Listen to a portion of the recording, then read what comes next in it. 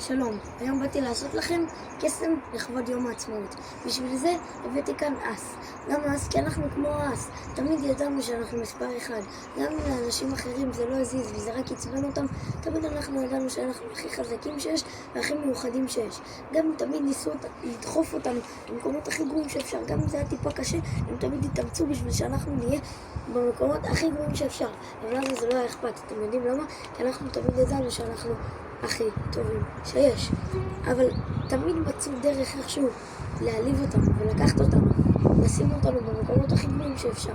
וכמו שאתם רואים שזה באמת באמצע, ככה כל העולם ראה, ששמו אותנו באמצע, במקומות הכי פחות טובים שיש, אבל להם זה לא היה אכפת.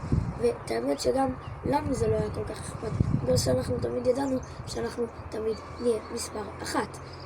עכשיו, גם אם לקחו אותנו עוד כל מיני אנשים, לא, ורק את היהודים לקחו והכניסו למקומות הכי גרועים שיש, לא היה אכפת להם, אבל לנו גם לא היה אכפת.